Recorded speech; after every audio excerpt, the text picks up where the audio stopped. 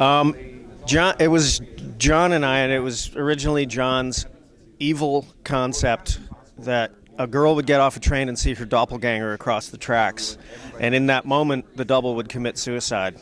That just got us talking, and we couldn't put it down. It couldn't put it down for 10 years, in fact. Trying to figure it out for 10 years, yeah. And then it was Graham who came up with the concept of clones and really the further concept of nature versus nurture, which was kind of not something that we'd seen explored in clones before. And so that kind of led us to all these different women.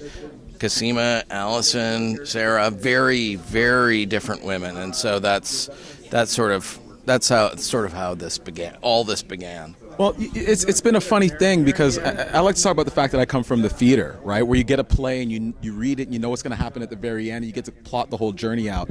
As far as this is concerned, we don't know what's down the line. So you read your scripts and you figure, you see what's happening in that episode and you're going on the journey at the same time that the character is going on it and you're growing with the character at the same time. So for me, it's just been, nothing's too big to happen, nothing's too small, and you just sort of take it day by day. And it's like life, right? So you just roll with it. It's been a fantastic journey thus far. Donnie is constantly finding himself involved in shenanigans with Allison.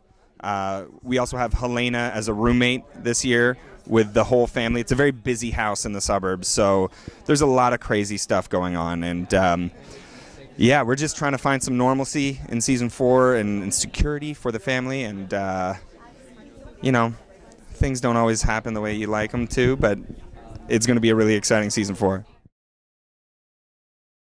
Big stuff. That's the biggest hint. Big stuff. No, we left Sarah and Kendall and S with the revelation that they were all related by blood. That's going to be a tough thing for Felix to digest because he's really on the outside now.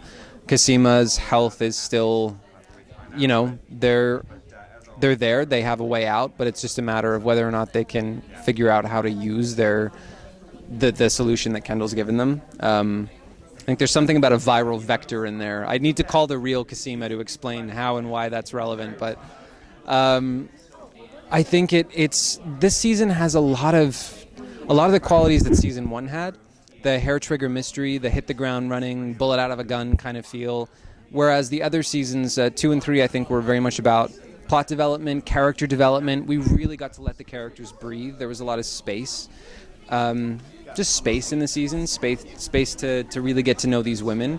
And now I think we're getting back to a place, we're answering some questions that maybe were left unanswered in season 1. We're back to the A train. We're on the train heading potentially toward the end of the tunnel. Who knows?